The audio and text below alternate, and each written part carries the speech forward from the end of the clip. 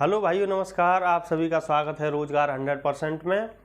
और आपकी ज्योग्राफी में हमने आपका हिमालय जो था वो पूरा करा दिया है, और जो महत्वपूर्ण पहाड़ियाँ थीं उत्तर भारत की और पूर्व उत्तर भारत की, उनको भी पूरा करा दिया है। आज हम चर्चा करेंगे अरावली, विंध्याचल और सतपुड़ा पर्वत पर। तो आइए शुरुआत करते हैं। पहले आप इस जो मैप में जो लगा हुआ है इसको समझ लीजिए। ये लोकेशन है, कौन कहाँ है। जब तक आपको लोकेशन नहीं पता चलेगी, इसको याद करना थोड़ा टफ रहेगा, फिर ये रटना पड़ेगा आपको। और जब आपको लोकेशन पता चल जाएंगी कि ये स्थान इस जगह पर है भारत में, तो फिर ये ज्योग्राफी बहुत ही सिंपल हो जाती है। तो आइए हम सीधा अपनी क्लास शुरू करते हैं बिना देरी करते हुए। ये जो ब्लैक सा पूरा दिख रहा है आपको, यहाँ से यहाँ तक का पूरा ये रेड कलर का जो दिख रहा है, ये है अरावली पर्वत, ठीक है। और ये जो तीनों पहाड़ियाँ जो दिख रही हैं, एक ये और एक ये और एक ये हैं विंध्याचल पर्वत, पूरा यहाँ से यहाँ तक। इनका नाम अलग अलग है, हम बात करेंगे आगे। यहाँ से यहाँ तक ये विंध्याचल पर्वत है। और ये वाली जो तीन पहाड़ियों में जो दिखाई दे रहा है, ये है आपका सतपुड़ा पर्वत। ये है आपका सतपुड़ा पर्वत। एक बार मैं फिर से बता दूँ, ये वाला पूरा अरावली, ये वाला पूरा विंध्याचल, और ये वाला है पूरा सतपुड़ा। सतपुड़ा यहाँ से लेकर यहाँ तक है, ठीक है। ये नाम लिख लेना आप। ये वाला तीनों पहाड़ियाँ सतपुड़ा की पहाड़ियाँ हैं, ठीक है। अब आइए, अब आगे बढ़ते हैं। ये वाली जो पूरी है, ये वाली जो पूरी है, ये है अरावली। अरावली जो है, ये जो यहाँ बिल्कुल अरावली का जो दक्षिणी बिंदु जो दिखाई दे रहा है आपको, ये है पालमपुर। ये कौन सा है? पालमपुर। इसका नाम है पालमपुर, एक जगह का नाम है जो कहाँ है? गुजरात में। जो कहाँ है? गुजरात में। तो अरावली पर्वत गुजरात से शुरू होकर और ये आता है आपके दिल्ली तक। ये जो पहाड़ी है इसको दिल्ली रिज के नाम से जानते हैं। और जो मजनू का टीला है, ये स्थान है मजनू का टीला, ये बेसिकली दिल्ली में ही है। मजनू का टीला दिल्ली में है। तो पहला तो ये बनता है कि अरावली का विस्तार कहाँ से कहाँ तक है। तो अरावली का जो विस्तार है वो है आपके गुजरात के पालमपुर से और दिल्ली के मजनू के टीला तक। मजनू का टीला दिल्ली में है। मैं सब लिखवाऊंगा, आप केवल एक बार इन जगहों को समझ लीजिए ठीक से। अब जो ये वाला पॉइंट आपको दिखाई दे रहा है, ये वाली जो जगह है, ये है जयपुर। तो आपको ये पता चल गया कि जयपुर अरावली पर्वत की तहलटी में बसा हुआ है। मतलब जैसे पहाड़ होता है, एक मानो ये पहाड़ है, तो जयपुर यहाँ बसा हुआ है, पहाड़ के बिल्कुल तलहटी में, नीचे बिल्कुल। तो ये है जयपुर। तो जो जयपुर है वो अरावली की तलहटी में बसा हुआ है। और अरावली पर जो एक जो चोटी का आपको दिखाई दे रही है, इस चोटी का नाम है गुरु शिखर। इस चोटी का नाम है गुरु शिखर, ठीक है। ये है अरावली की लोकेशन। मैं सब लिखवा दूंगा आपको। अब बात करते हैं विंध्याचल पर्वत की। तो विंध्याचल पर्वत का विस्तार पहले तो पूरी तरह से एमपी में है, ये ध्यान रखेंगे आप। इसका तो पता ही है कि ये गुजरात से शुरू होता है, राजस्थान होते हुए, और ये दिल्ली तक पहुंच जाता है। तो थोड़ा सा ये हरियाणा में भी विस्तृत है। तो इसका पता चला आपको। अब इसकी जो पूरी लोकेशन है, पूरी तरह से ये एमपी में स्थित है। विंध्याचल पर्वत पूरी तरह से एमपी में स्थित है। तो ये जो तीन पहाड़ियां हैं, इस वाली पहाड़ी को कहते हैं हम विंध्याचल पर्वत, इस वाली पहाड़ी को कहते हैं हम भांडेर पहाड़ी, और इस वाली पहाड़ी को कहते हैं हम कैमूर पहाड़ी। तो ये तीनों ही पहाड़ियां विंध्याचल पर्वत की हैं और इनका नाम अलग अलग है, ठीक है। अब नीचे बात करते हैं। ये जो तीनों पहाड़ियां आपको दिखाई दे रही हैं, ये हैं सतपुड़ा पर्वत की। ये तीनों पहाड़ियां सतपुड़ा पर्वत की हैं। तो इस वाली पहाड़ी का नाम है राजपीपला की पहाड़ी। इस वाली पहाड़ी का नाम है राजपीपला की पहाड़ी। और राजपीपला की पहाड़ी मध्य प्रदेश और गुजरात में स्थित है। कहने का मतलब ये है कि ये इसका थोड़ा सा हिस्सा गुजरात में और इधर का हिस्सा मध्य प्रदेश में है। ये जो बीच वाली पहाड़ी है, इसका नाम है महादेव की पहाड़ी। इस पहाड़ी का नाम है महादेव की पहाड़ी। ये पूरी तरह से एमपी में विस्तृत है, ये पूरी तरह से एमपी में विस्तृत है। आगे बढ़ेंगे। इस वाली पहाड़ी का नाम है मैकाल पहाड़ी, और मैकाल पहाड़ी मध्य प्रदेश और छत्तीसगढ़ में स्थित है। तो ये वाली आदि है पीछे मध्य प्रदेश में और आगे वाली है छत्तीसगढ़ में। इस वाली पहाड़ी पर, मैकाल पहाड़ी पर जो चोटिका आपको दिखाई दे रही है, चोटी, इस चोटी का नाम है अमरकंटक की चोटी। इस वाली चोटी का नाम है अमरकंटक की चोटी। इस वाली पर जो चोटी आपको दिखाई दे रही है, इस वाली चोटी का नाम है धूपगढ़ की चोटी। तो मैकाल पहाड़ी पर है अमरकंटक की चोटी और महादेव पहाड़ी पर है धूपगढ़ की चोटी। ये जो आपको दिखाई दे रहा है बीच में, ये गोल, ये बना दिया है, बस सिंबल है। तो ये वाला है मालवा का पठार, ये वाला है मालवा का पठार। ये बहुत बड़ा है, थोड़ा और ऊपर तक है ऐसे, ठीक है। ये वाला है मालवा का पठार। अब बात करते हैं, ये वाली जो आपको दिखाई दे रही है लाइन, ये नदी है आपकी नर्मदा नदी। ये वाली जो नदी दिखाई दे रही है, ये वाली है आपकी ताप्ती नदी। और ये वाली जो दिखाई दे रही है, ये है आपकी सोन नदी, ये है आपकी सोन नदी। तो ये तो हुई आपके लोकेशन की बात, ठीक है। अब हम एक एक करके इनको पढ़ते चलेंगे ठीक से। तो आप हेडिंग डाल लीजिए, पहला अरावली पर्वत, अरावली पर्वत, और मैं पॉइंट बोलता जाऊंगा और आप साथ ही साथ लिखते जाएंगे। मैं पॉइंट बोलता जाऊंगा और आप साथ ही साथ लिखते जाएंगे। तो अरावली पर्वत, और अब लिखो उसमें पहला पॉइंट लिखिए आप। अरावली पर्वत में लिखिए पहला पॉइंट लिखो। अरावली पर्वत का विस्तार गुजरात के पालमपुर से दिल्ली के मजनू के टीला तक है, पहला पॉइंट। अब लिखो नेक्स्ट पॉइंट। अरावली पर्वत एक अवशिष्ट पर्वत है। अब समझिए अवशिष्ट पर्वत क्या होता है। दूसरा पॉइंट लिख लिया, अब समझिए अवशिष्ट पर्वत क्या होता है। जैसे मैं एक व्यक्ति का एग्जाम्पल लेके चल रहा हूं। जैसे व्यक्ति का जो जीवन है वो गुजरता है। जब व्यक्ति जन्म लेता है, धीमे धीमे बड़ा होता है, और बड़ा होने के बाद 20 से 25 या 30 साल तक वो युवा रहता है। फिर 30 साल के बाद वो इतना युवा नहीं रह पाता और धीमे धीमे उसका शरीर जो है डाउन होता चला जाता है, और बुढ़ापे तक पहुंचते पहुंचते शरीर उसका ढीला हो जाता है, झुर्रियाँ पड़ जाती हैं, चेहरे पर चेहरा ढीला हो जाता है, हाथों की जो मसल्स हैं वो ढीली हो जाती हैं। तो जो बुढ़ापे वाली स्थिति है, जो व्यक्ति की बुढ़ापे वाली जो स्थिति है, अपनी लास्ट सीमा वाली, कि हाँ अब ये मृत्यु के टाइम पर पहुंचने वाला है, तो उस स्थिति में जब कोई पर्वत होता है तो उसको अवशिष्ट पर्वत कहते हैं। कहने का मतलब ये है कि अरावली पर्वत अपने बुढ़ापे के दौर से गुजर रहा है। तो आप समझ ही चुके हैं कि बस कुछ नहीं, अब थोड़ा बस नाम रह गया है कि अरावली है, बाद बाकी ये टूट गया है, सब छिन्न भिन्न हो गया है, छोटे छोटे टुकड़ों में, छोटी छोटी पहाड़ियों के रूप में बचा है।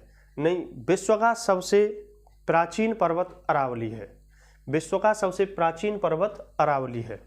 एक बात और बताते चलें कि जो युवा होती है, जैसे 20 से और 30 साल के बीच की जो उम्र है, इस दौर से गुजर रहा है हमारा हिमालय, और हिमालय एक युवा पर्वत है, हिमालय एक युवा पर्वत है।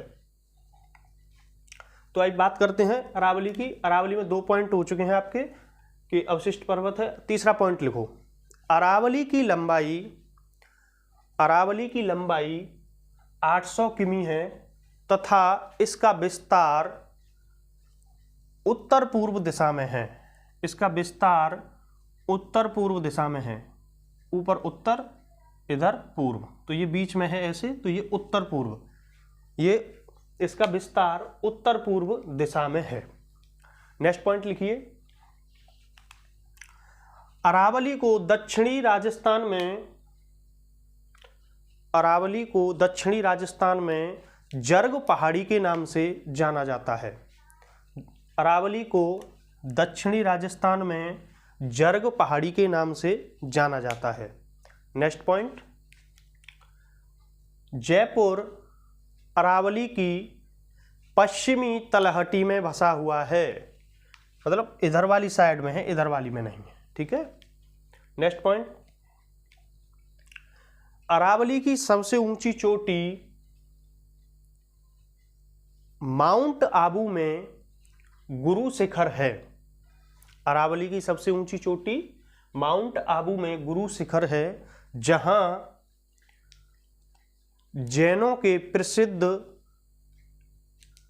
दिलवाड़ा के मंदिर हैं। जहां जैनों के प्रसिद्ध दिलवाड़ा के मंदिर हैं। नेक्स्ट पॉइंट एक और लिख लो अरावली के बारे में।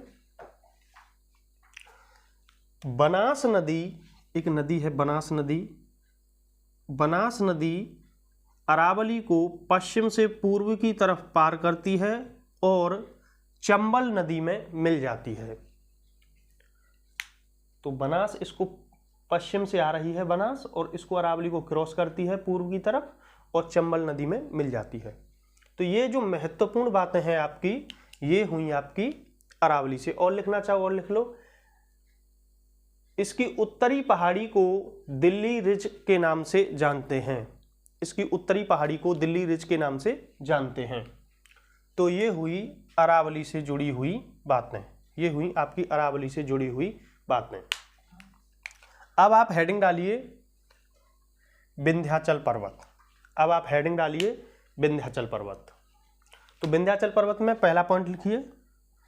इसमें विंध्याचल में ऐसी कोई खास बात नहीं है पढ़ने को, बस इसका यही लिख लीजिए कि विंध्याचल का विस्तार पूरी तरह से मध्य प्रदेश में है तथा इसकी पश्चिमी पहाड़ी को विंध्याचल पर्वत, मध्य पहाड़ी को भांडेर पहाड़ी और पूर्वी पहाड़ी को कैमूर पहाड़ी के नाम से जाना जाता है। कैमूर पहाड़ी के नाम से जाना जाता है। नेक्स्ट पॉइंट लिखिए। विंध्याचल के दक्षिण में, ये दक्षिण है, ये पर्वत है ऊपर, इसके नीचे दक्षिण, तो ये वाला दक्षिण हो जाएगा। विंध्याचल के दक्षिण में नर्मदा भ्रंश घाटी है। विंध्याचल के दक्षिण में नर्मदा भ्रंश घाटी है। बस बहुत है, विंध्याचल से और ज़्यादा कुछ नहीं आता। अब हेडिंग डालिए आप सतपुड़ा। ये मोस्ट इंपोर्टेंट है और यहाँ से सवाल बहुत बार बने हैं। अब हेडिंग डालिए आप सतपुड़ा। जो मैं बोलता जा रहा हूँ, आप यदि साथ ही साथ नहीं लिख पा रहे हो तो वीडियो को पुश करके लिखिए आप। और यदि कोई भी बात यदि नहीं समझ में आए आपकी में, तो आप तुरंत कमेंट कीजिए और हम कमेंट देखकर आपको बिल्कुल उसका जवाब देंगे। अब हेडिंग डालिए आप सतपुड़ा पर्वत और सतपुड़ा में लिखिए पहला पॉइंट। सतपुड़ा पर्वत का विस्तार गुजरात, मध्य प्रदेश और छत्तीसगढ़ में है। ठीक है, तो गुजरात, मध्य प्रदेश और छत्तीसगढ़ में है। नेक्स्ट पॉइंट, सतपुड़ा 3 पहाड़ियों के रूप में विस्तृत है। इसकी पश्चिमी पहाड़ी को राजपीपला की पहाड़ी, इसकी मध्य पहाड़ी को मैकाल पहाड़ी और इसकी पूर्वी पहाड़ी को, इसकी पश्चिमी पहाड़ी को राजपीपला की पहाड़ी, मध्य पहाड़ी को महादेव की पहाड़ी और पूर्वी पहाड़ी को मैकाल की पहाड़ी कहते हैं। तो 3 हो गई। और ये क्रम आपको याद रखना है कि इसकी पश्चिमी पहाड़ी कौन सी है, राजपीपला की पहाड़ी, मध्य की पहाड़ी कौन सी है, महादेव की पहाड़ी, और पूर्वी पहाड़ी कौन सी है, मैकाल की पहाड़ी। ठीक है, तो ये आपको बस क्रम पता होना चाहिए, क्योंकि इसका क्रम भी लगवाया जाता है कभी कभी। अब लिखिए नेक्स्ट पॉइंट। सतपुड़ा पर्वत की सबसे ऊंची चोटी धूपगढ़ की चोटी है। सतपुड़ा पर्वत की सबसे ऊंची चोटी धूपगढ़ की चोटी है, जो महादेव पहाड़ी पर स्थित है। जो महादेव पहाड़ी पर स्थित है। और यहीं पर पंचमढ़ी हिल स्टेशन स्थित है, जो एक प्रसिद्ध पर्यटन स्थल है। तो पंचमढ़ी पर लोग घूमने जाते हैं, एक पर्यटन स्थल है, ठीक है, बहुत अच्छा बना हुआ है। कभी भी आपको मौका मिले तो आप जाइए, धूपगढ़ की चोटी पर घूम के आइए, और वहाँ पर पंचमढ़ी हिल स्टेशन है, और हिल स्टेशन का आप आनंद लीजिए। पर्यावरण का जो प्रकृति ने आपको दिया है, बहुत ही सुंदर नज़ारा है। एक बार आप गूगल करके देखना, पिक देखना वहाँ की, बहुत अच्छा है। आगे बढ़ते हैं। तो ये तो क्लियर हो गया कि सतपुड़ा की सबसे ऊंची चोटी कौन सी है, धूपगढ़ की चोटी, जो महादेव की पहाड़ी पर स्थित है, ठीक है। अब एक सवाल और बनता है, नेक्स्ट लिख लीजिए, मैकाल पहाड़ी की सबसे ऊंची चोटी। अब हम सतपुड़ा की बात नहीं कर रहे, केवल मैकाल पहाड़ी की बात कर रहे हैं। मैकाल पहाड़ी की सबसे ऊंची चोटी अमरकंटक की चोटी है, जहां से नर्मदा नदी और सोन नदी का उद्गम होता है। तो अमरकंटक की चोटी से नर्मदा नदी निकली हुई है और सोन नदी निकली हुई है। तो ये क्लियर हुआ। अब बात करते हैं इस वाली की। तो आप एक पॉइंट और लिखिए नेक्स्ट, कि महादेव पहाड़ी के दक्षिण से, महादेव पहाड़ी के दक्षिण से ताप्ती नदी का उद्गम स्थल है।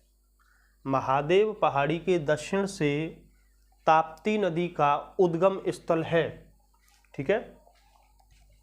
और कुछ रह गया है इसमें, अब ये मैंने लिख ही दिया है यहाँ, और लोकेशन आपको पता ही है, और ये ध्यान रखेंगे आप, राजपीपला की पहाड़ी मध्य प्रदेश और गुजरात में स्थित है। मतलब इसका थोड़ा सा हिस्सा गुजरात में और आगे का हिस्सा मध्य प्रदेश में, ठीक है। महादेव की पहाड़ी पूरी तरह से मध्य प्रदेश में है। मैकाल की पहाड़ी यहाँ से इधर की मध्य प्रदेश में है, और इधर की थोड़ी सी छत्तीसगढ़ में है। तो इसका विस्तार कहाँ से कहाँ तक, गुजरात से छत्तीसगढ़ तक।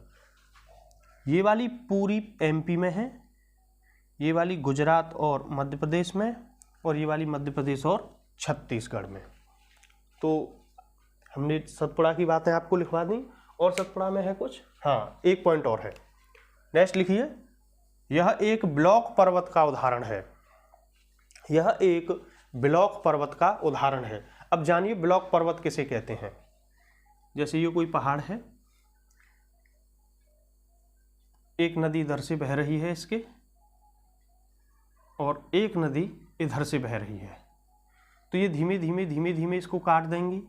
तो काटेंगी, इसका रास्ता जब बाढ़ आती है तो काटती हैं, तो ये थोड़ा इस तरह से बन जाता है, इस तरह से। तो ये बीच में पर्वत खड़ा है, इधर भी नर्मदा नदी, इधर नर्मदा नदी और इधर तापी। तो देखो नर्मदा ऊपर है और तापी नीचे है। तो जिस पर्वत के दोनों तरफ से नदियां बह रही हों, उस पर्वत को ब्लॉक पर्वत कहते हैं, ठीक है। उस पर्वत को ब्लॉक पर्वत कहते हैं। तो ये मैंने लिखा दिया आपको, अरावली पूरा लिखा दिया है, और ये लिखा दिया अरावली में कि दक्षिणी राजस्थान में इसको जर्ग पहाड़ी के नाम से जानते हैं। अरावली में यदि रह गया हो तो इसको आप नोट कर लेना कि दक्षिणी राजस्थान में इसको जर्ग पहाड़ी के नाम से जानते हैं, ठीक है। एक बार आप स्क्रीनशॉट ले लीजिए, क्योंकि मैं हटा रहा हूँ इसे, मुझे कुछ और समझाना है। और आप नोट्स बना लेना, साथ ही साथ नोट्स बनाते चलेंगे, आपके लिए बहुत ही अच्छा होगा, क्योंकि नोट्स से आपको बहुत जल्दी याद होगा। आपको एक लोकेशन याद रखनी है कि कई बार आ गया है। ऊपर है विंध्याचल, विंध्याचल, उसके नीचे है फिर नर्मदा नदी, नर्मदा, उसके नीचे है सतपुड़ा, और उसके नीचे है ताप्ती। ताप्ती को तापी भी कहते हैं। तो सबसे उत्तर में, सबसे दक्षिण में। अब कभी भी आपसे ये क्रम पूछ ले कि इनको उत्तर से दक्षिण लगाइए, तो सबसे उत्तर में विंध्याचल, उससे फिर नर्मदा, फिर सतपुड़ा, फिर ताप्ती। और कभी दक्षिण से उत्तर पूछे तो ताप्ती, सतपुड़ा, नर्मदा और विंध्याचल। ये क्रम कई बार पूछ लिया है पेपरों में। अब ये भी पता चल गया कि आपको दिखाई दे रहा है कि सतपुड़ा जो है ये ब्लॉक पर्वत किस लिए है, क्योंकि इसके ऊपर नर्मदा बह रही है और नीचे ताप्ती, और जिस पर्वत के दोनों तरफ से नदियां बहती हैं वो ब्लॉक पर्वत कहलाता है। तो ये हुई इन तीनों पर्वतों की बात। एक बार मैं इसको रिकॉल कर देता हूँ। अरावली गुजरात के पालमपुर से दिल्ली के मजनू के टीला तक स्थित है। इसका विस्तार गुजरात, राजस्थान, थोड़ा सा हरियाणा और दिल्ली, 4 राज्य हो जाएंगे। इसकी सबसे ऊंची चोटी गुरु शिखर है, और ये गुरु शिखर कहाँ स्थित है? माउंट आबू में, और माउंट आबू में जैनियों के दिलवाड़ा के प्रसिद्ध मंदिर हैं। ठीक है, इसका जो विस्तार है वो उत्तर पूर्व दिशा में है, और इसकी सबसे ये हो गया जयपुर इसकी तलहटी में पश्चिम की तरफ स्थित है, और ऊपर वाली जो पहाड़ी है इसको दिल्ली रिज के नाम से जानते हैं, और दक्षिणी राजस्थान में इसको जर्ग पहाड़ी के नाम से जानते हैं। इतनी बात हमने आपको बता दी है। ठीक है, तो यहाँ इतना ही बहुत है। आगे एक मानसून में थोड़ा सा टॉपिक आएगा, जब मानसून पढ़ाएंगे तब बताएंगे आपको कि जब मानसून आता है तो राजस्थान में वर्षा नहीं होती, क्योंकि ये रोक नहीं पाता और मानसून इसके समानांतर निकल जाता है। इस चोटी से थोड़ा यहाँ टकराकर यहाँ वर्षा हो जाती है, ये मानसून में बात करेंगे। विंध्याचल पूरी तरह से एमपी में विस्तृत है। इसकी पश्चिमी पहाड़ी को विंध्याचल पर्वत, और मध्य की पहाड़ी को भांडेर पहाड़ी, और पूर्वी पहाड़ी को कैमूर पहाड़ी के नाम से जाना जाता है, और इसके दक्षिण में नर्मदा नदी की भ्रंश घाटी है। ठीक है, फिर ये सतपुड़ा का विस्तार गुजरात, मध्य प्रदेश और छत्तीसगढ़ में है। इसका सर्वाधिक विस्तार मध्य प्रदेश में है, और ये 3 पहाड़ियों के रूप में बटा हुआ है। इसकी पश्चिमी पहाड़ी को राजपीपला की पहाड़ी, और मध्य पहाड़ी को महादेव की पहाड़ी, और पूर्वी पहाड़ी को मैकाल की पहाड़ी के नाम से जाना जाता है। सतपुड़ा की सबसे ऊंची चोटी धूपगढ़ की चोटी है। यहीं पर पंचमढ़ी हिल स्टेशन है, प्रसिद्ध पर्यटन स्थल है, और इसके दक्षिण से ही ताप्ती नदी का उद्गम है। और मैकाल पहाड़ी पर अमरकंटक चोटी है, जहाँ से सोन नदी और नर्मदा नदी का उद्गम है। इतनी बात हमने ये कर ली है। और राजपीपला की पहाड़ी मध्य प्रदेश गुजरात में, महादेव की पहाड़ी एमपी, और मैकाल पहाड़ी एमपी और छत्तीसगढ़ में। इतनी बात हमने आपसे कर ली। और ये एक ब्लॉक पर्वत है, क्योंकि 2 नदी भ्रंश घाटियों के बीच में खड़ा हुआ है। ये क्रम आप ध्यान ही रखेंगे, ये कहीं बना लेना अपने नोट्स में। अब बढ़ते हैं आगे। अब बात करेंगे हम थोड़ा सा इस वाली संरचना की, मालवा का पठार। अब बात करेंगे हम मालवा के पठार की। तो आप ध्यान से देखिए, मालवा का जो पठार है इसके उत्तर में आपको दिखाई दे रहा है अरावली पर्वत। समझिए पहले, इसके उत्तर में जो दिखाई दे रहा है ये है अरावली पर्वत। इसके दक्षिण में जो दिखाई दे रहा है ये है आपका विंध्याचल पर्वत। ठीक है, और ये अरावली और विंध्याचल के बीच में है। अब आप ध्यान से देखेंगे कभी मैप में, तो यहाँ से बेतवा नदी का उद्गम स्थल है मालवा के पठार से, चंबल नदी का उद्गम स्थल है। तो जब आप मैप में देखेंगे तो ये नदियाँ जब यहाँ से उद्गम हुआ है तो इनका जो बहाव है इधर है, इधर की साइड है गंगा घाटी की तरफ। यहाँ गंगा घाटी है, तो ये नदियाँ इधर गंगा की तरफ बहती हैं, मतलब उत्तर की दिशा में। तो एक यहाँ से सवाल ये बनता है कि जो मालवा का पठार है उससे निकलने वाली नदियाँ उत्तर की तरफ बहती हैं। क्यों? क्योंकि इसका ढलान उत्तर की ओर है। ऐसे हिमालय से निकलने वाली ऊपर से नीचे आती हैं, क्योंकि हिमालय ऊंचा है, इधर नीचा है, तो इसका ढलान ऐसे है, और इसका ढलान ऐसे करके है। तो यहाँ से निकलेंगी तो इधर भागेंगी नदियाँ। तो ये नदियाँ बहती हैं पहले उत्तर की तरफ, यहाँ से जो मालवा के पठार से जो निकलती हैं। तो ये पॉइंट क्लियर हुआ आपका कि मालवा का जो पठार है वो अरावली के दक्षिण में और विंध्याचल के उत्तर में स्थित है, और इसका जो ढलान है वो उत्तर की ओर है। इसका जो ढलान है वो उत्तर की ओर है। अब कुछ महत्वपूर्ण बातें हैं इसकी। हाँ, इसमें एक चीज़ और है कि नदियाँ जब यहाँ से निकली हैं तो नदियों ने इसको काट छांट दिया है। नदियों ने इसको काट छांट दिया है। आप मोबाइल में डालेंगे चंबल की घाटी तो आपको दिखाई देगा, कहीं खड्डे हैं, कहीं ऊपर, कहीं नीचे, छोटे छोटे टापू जो बन गए हैं। भूमि को बीहड़ कर दिया है, मतलब इतना अपर्दित कर दिया है नदियों ने इसको काट काट के कि आज वहाँ कोई फसल बहुत नामात्र के लिए होती है और बहुत टीले से बन गई हैं चारों तरफ। इसका सबसे अच्छा एग्जाम्पल है चंबल नदी की घाटी। तो जो चंबल के जो खंडर हैं, कई फिल्मों में भी दिखाए गए हैं, वो यहीं स्थित हैं, इसी मालवा पठार में। तो मालवा पठार का जो विस्तार है वो मध्य प्रदेश और थोड़ा सा राजस्थान में। मालवा पठार का जो विस्तार मध्य प्रदेश है और थोड़ा सा राजस्थान में है। ठीक है, तो अब आप हेडिंग डाल लीजिए मालवा पठार। मैं इसमें कुछ पॉइंट है मैं बोल देता हूँ, या फिर ये लिखे हुए हैं इनको मैं समझा देता हूँ।